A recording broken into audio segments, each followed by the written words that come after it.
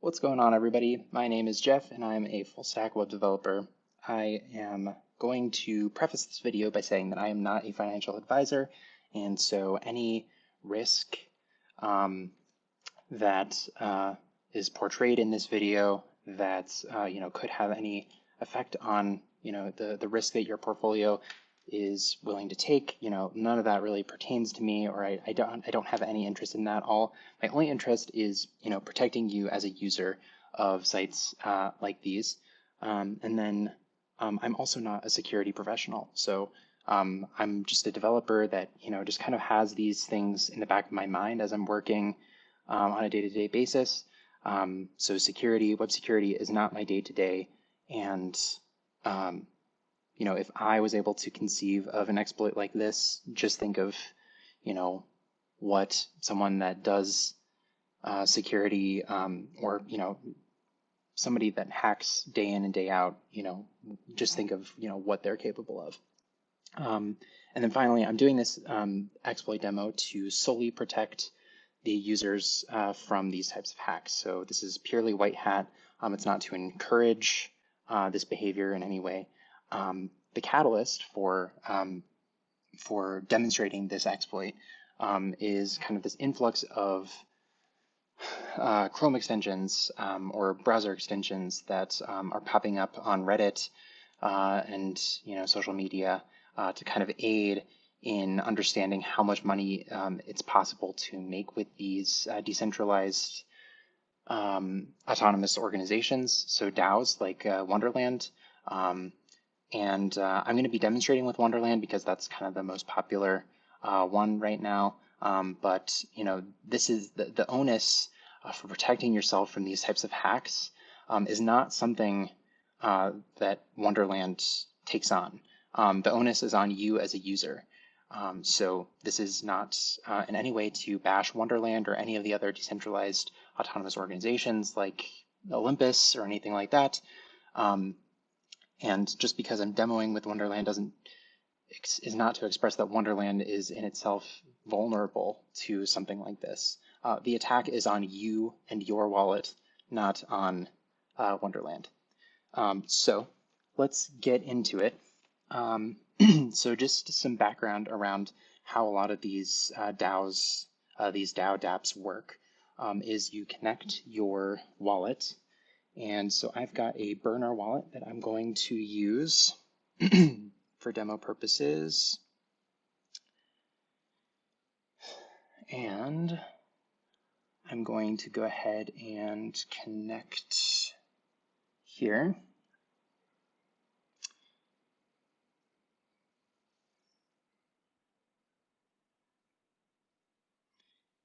And this particular DAO is on the Avalanche network, so you'll need to connect via Avalanche C-chain. All right, boom. So you'll see that I have 0 time, I have 0 memo, I have no wrapped memo, I have nothing staked, I have nothing wrapped, I have nothing minted. This is just a purely fresh account with a burner wallet that I'm going to delete at the end of the video. So anyway, that's kind of how the site works. You connect your wallet and you get all of this information about your particular balance. And what's interesting for regular users on this site, at least for me, is knowing what this percentage is, because once the rebase happens every 8 hours, you're going to be getting this much of your staked balance. Your staked balance. And so that's kind of the compounding schedule for this particular DAO, which is interesting to note because what that creates is a timetable for potential hackers to realistically kind of get an understanding for when spikes in traffic would be happening on this site. And what they would be able to do, with your wallet information is just kind of loop through their database of all of the people, that they have on record, and they would basically trigger maybe an unstake request here. And that might trigger a two-factor authentication approval request in your wallet if you have something like a Ledger or Trust Wallet. I don't even think that MetaMask has two-factor authentication, so I would get the hell off of MetaMask. So if you're on MetaMask, which is in itself a browser extension, you might be vulnerable to this without any two-factor authentication. So be very wary about that. But yeah, they'd be able to basically unstake the max amount, and I mean they have access to do whatever they want on this website. So with that said, let's get to the exploit. What I'm going to do is inspect the page here, and this is something that anybody can do in Chrome. And that brings up the developer tools, which is what I use on a daily basis to make sure that things are styled on the page correctly, that network requests to get the data to supply the page are being executed and returning the right data, and stateful things that I want to store locally on the browser are accessible in this application tab. And what I'm particularly interested in is local storage here. Now, once again, the catalyst for this video was a Chrome extension that somebody published, hoping that people would download it and use it after connecting their wallet to this particular website. Generally, what these Chrome extensions require is full access to the web, the context of the web page. And what that does include are the local storage values here. So what's really interesting about that is, with this information at my fingertips as a hacker, I have the exact schema necessary, this object and then this key and this string, to construct this page. So I can build this page with another person's wallet with this exact schema. And so what I'm going to do is I'm going to make things faster with JavaScript, but basically you could just copy and paste these, into a Word document or whatever, and you have this information. Generally, so I will say that generally the clipboard is pretty secure on the web, but that's not what the exploiter would be using. They'd be using their Chrome extension to do something like this with JavaScript. And so let's get going. So we have local storage, and that variable contains that Web3 connect cache provider key with the particular wallet that I'm connecting with, and then the wallet connect object that has my wallet address and the exact schema that it needs to construct this page, make the necessary requests to supply the data for this page. And so what I'm going to do is I'm going to create a copy of this variable. Actually, I should be able to just copy object. And let's just double check. Cool. So we've got the object in my clipboard, which isn't part of the exploit, by the way. It's just for demo purposes. So I have this, and what I do want to demonstrate is when I disconnect my wallet, and all of the DAO sites do this, they keep this information on hand so that when you connect your wallet, you don't have to go through the whole process of scanning the QR code and approving the connection request. So boom, we have all of that information like that. So that's what we're going to be exploiting. So you'll see that when I clear this information out manually here with this clear button, it's no longer accessible to me, local storage. And you'll see that none of that information is in there anymore. But that doesn't matter, because what a Chrome extension can do is make a fetch request to a server with the exact schema here. So basically what's in my clipboard is essentially a database record now in somebody else's server that we don't necessarily trust. So great. We're going to disconnect the wallet. We're going to clear out anything that's in local storage.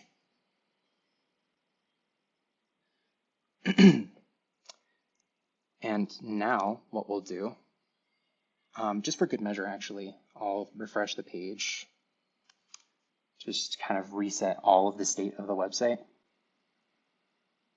So basically what we're doing is simulating someone that's coming to the site for the first time that has previously connected their wallet to the site.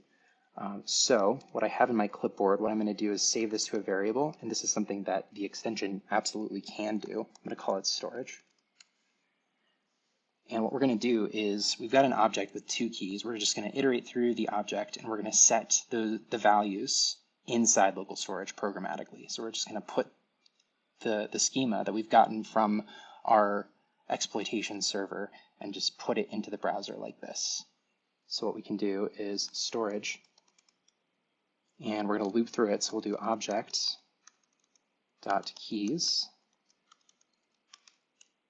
for each. So here we're looping through all of the keys of the object, so wallet connect and web3 connect cached provider. So for each key, we're going to do local storage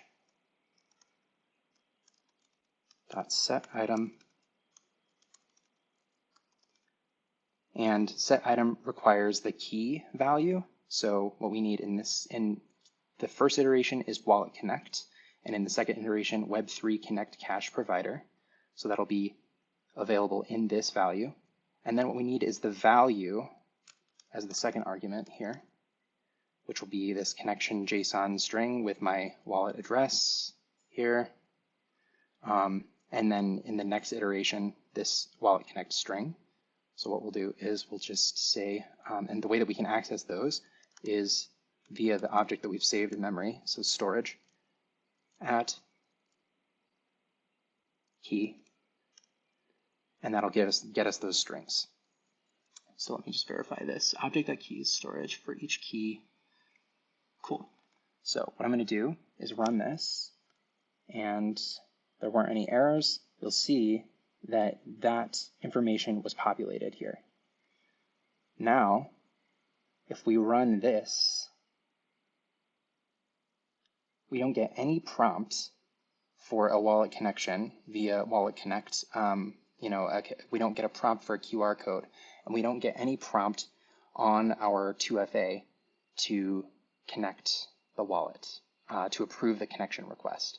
So now, theoretically, if this weren't my wallet address, and I had stored the exact schema, from anybody that's using the Chrome extension, I have access to do all of these actions on this website with that person's wallet address.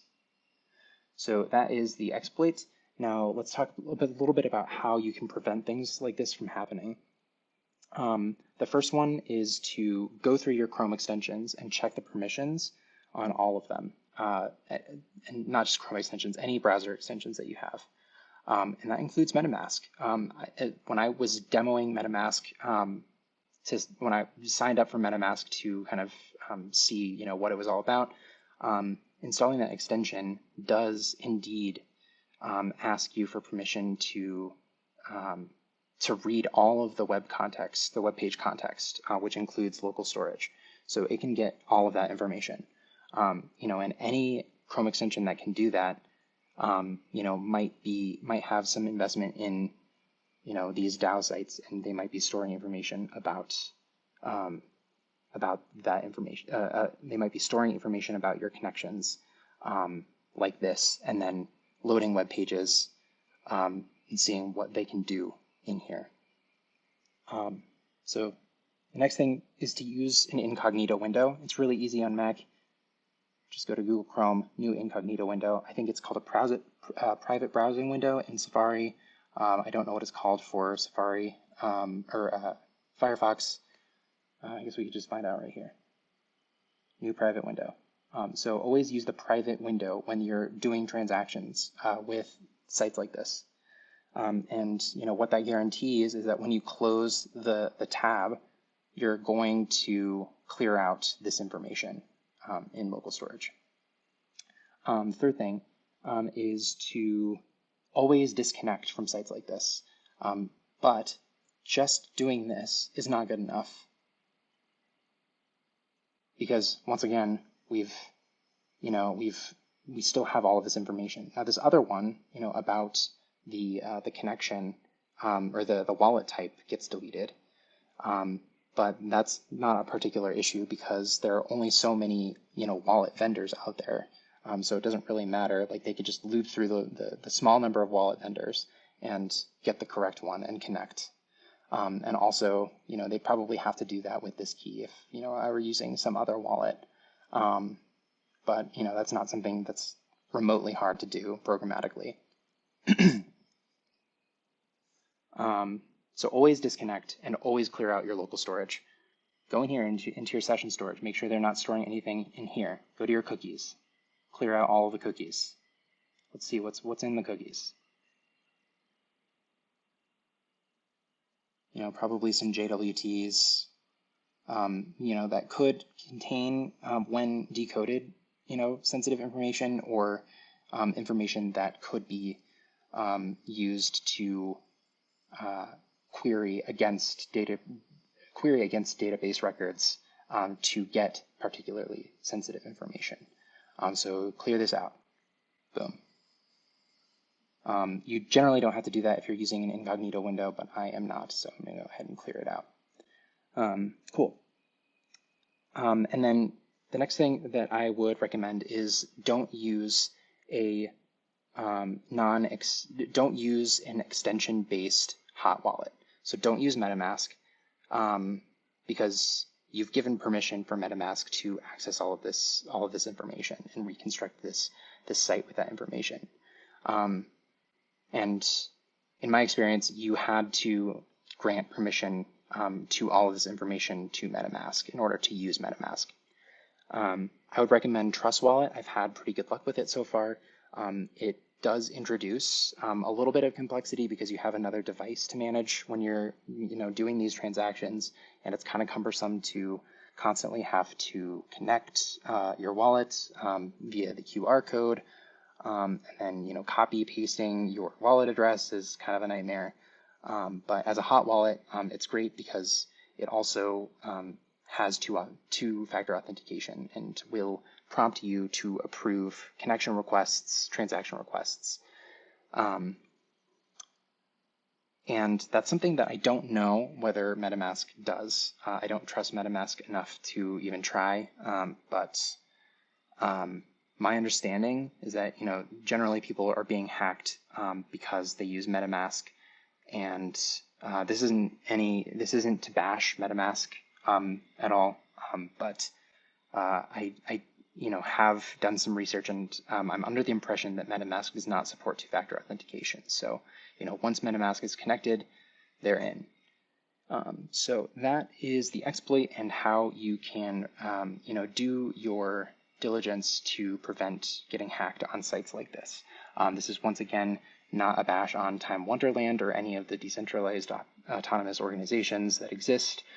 This isn't, something that is, on the onus of Time Wonderland to protect you from. This is something that you need to protect yourself from.